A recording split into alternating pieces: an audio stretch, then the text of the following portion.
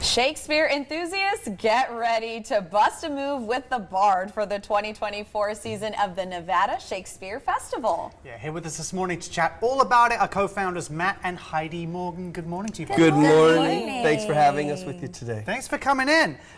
So this festival, what inspired you guys to even start this festival? Oh goodness, a love of Shakespeare. That would help. Yeah, very much so, and community. Like, we've always wanted to offer Shakespeare to non-Shakespeare people. So that's kind of was our biggest inspiration. We've done Shakespeare in bars, in break rooms, in storefronts, in theaters, cabarets, kind of all over the world, actually, a little tiny bit. Yep. And in coming here, it was about how do we hook audiences into coming to Shakespeare who don't want to come see Shakespeare. That's a good way. Yes, I like that. Yes, Yeah. yes. So we condense and excuse me, and combine and shorten everything so that it becomes more digestible. More palatable? Yeah, more palatable for people who maybe don't want to come and see Shakespeare. All right. That's wonderful. So how long has this been running for?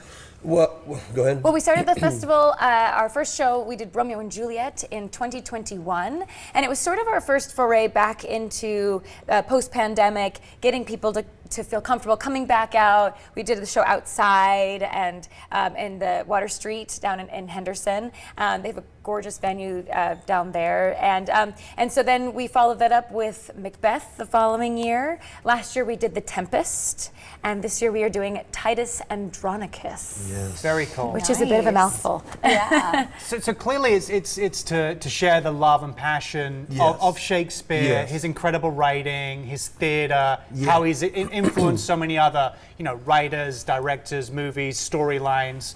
Who are the players?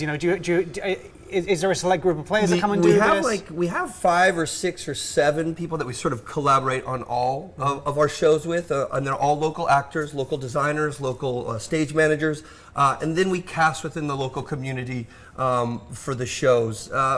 We have a really incredible, there's an incredible group of actors in this town.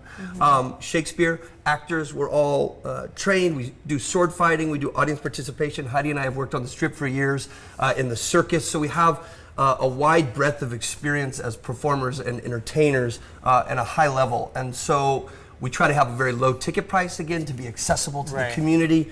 Tickets start at $5 for a fully realized sort of massive production that we put together. And this year we've moved from Water Street in an amphitheater to a giant circus tent that's going to be set up at Cornerstone Park.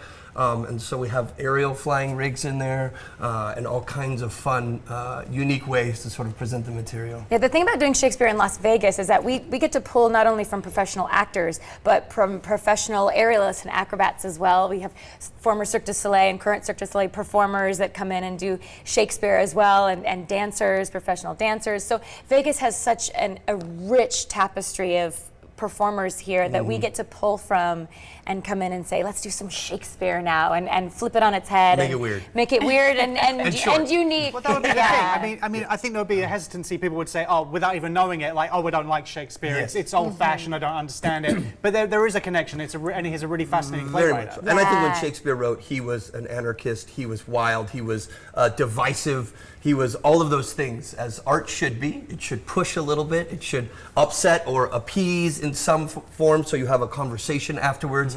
And that's the same way that we kind of try to present it, in a way that is an anarchic rock and roll artistic experience. Especially this year with the presentation of Yes. Titus Andronicus, which is a play that people aren't as familiar with. Romeo and Juliet and Macbeth are such famous plays. Yes. You at least know a little bit about them coming in, but Titus Andronicus is like, whoa, what is that? It apparently was, in some research, it was one of his most produced plays during his lifetime.